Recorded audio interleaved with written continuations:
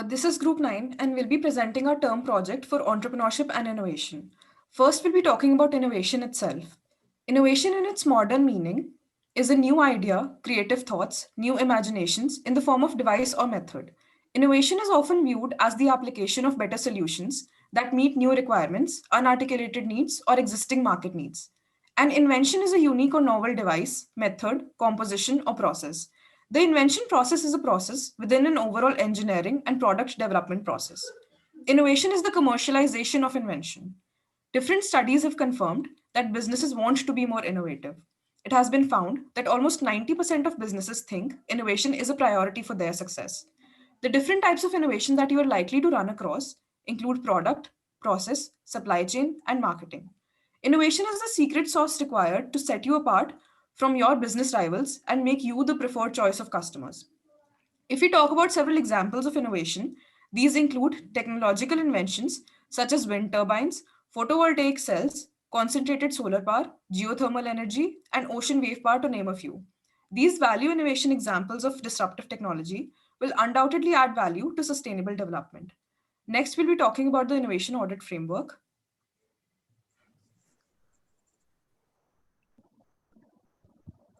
What basically an innovation audit framework is? An innovation audit framework is an approach to see how your association is overseeing advancement and perceive what parts of the pie are working and where more exertion is required. An innovation audit is a vital advance for an association. It empowers target reflection and investigation from a third individual view prior to executing projects to update development abilities and probably will not be all around lined up with what is happening every day. The motivation behind an innovation audit is to comprehend the development cycle with no guarantees and to abstain from starting and executing costly and conceivably pointless development procedures and projects. The innovation audit structure comprises of three tomahawks in particular. Firstly, locus of innovation, that are basically small gatherings, team projects, organization, business ecosystem. Next, we move on to type of innovation, that is basically design and marketing, product services, market technology, processing management, business model, and inventory. And lastly, nature of innovation, which incorporates sustainable innovation, disruptive innovation, and efficiency innovation. Coming to nature of innovation a bit in detail. So the nature of innovation can be characterized as into three categories as sustainable, disruptive, and efficiency innovation. Sustainable innovation reflects the next generation of financial improvement thinking. It couples ecological assurance of normal frameworks with the thought of business development while conveying fundamental merchandise and ventures that serve social objectives of human well-being, value, and natural equity. Next is innovation, disruptive innovation. Disruptive innovation is a term characterized and promoted by American researcher Clayton M. Christensen. It is a development that makes another market and worth organization and at last upsets a current market and worth organization, dislodging setup market driving firms, items, and collusions. It has been known as the most persuasive business thought of the mid 21st century. The last one is efficiency innovation. Efficiency innovation frequently expects the type of an interaction improvement or a more productive plan of action. It empowers organizations to rearrange and smooth out their current cycles, produce their current items at a lower cost. Next, we move on to locus of innovation. So locus of innovation discusses what is the middle or source of advancement inside each firm, that is for the most part inside a devoted development unit or scattered all through the firm. It can likewise occur at a business environment level. In this way, there are four loci for advancement to radiate from. To be specific, these are small groups or teams, projects, organizations, and business ecosystems. Next, we will talk about types of innovation. Now coming to the types of innovation, on the basis of the nature of innovation, we can discover some types of innovation which can be categorized into basic research. Path breaking innovations never arrive fully formed. They are always with the discovery of some new phenomena.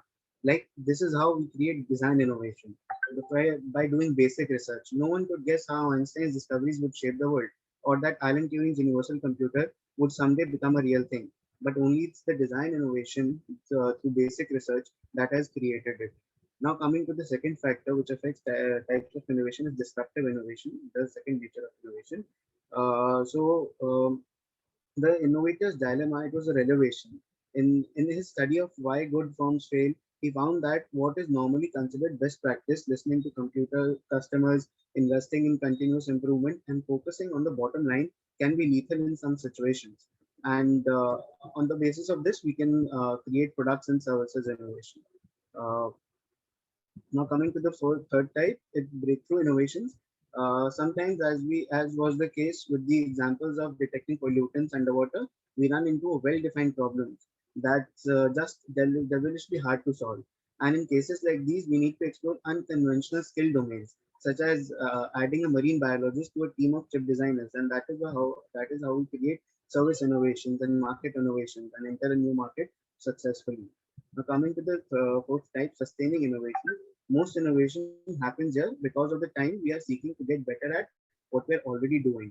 When we want to improve existing capabilities in existing markets, and we have a pretty clear idea of what problems need to be solved and what skill domains are required to solve them. Now, coming to the model that can help us in understand the types, natures, and loci of innovation better is the innovation 3D model. Next slide, please. As we can see, on the y-axis, we have the nature of innovation. On the x-axis, we have the type of innovation, business model, tech, industry, management, process, market, customers and channel, services, product design, and market. And on the z-axis, we have the locus of innovation, which helps us understand the innovation model better.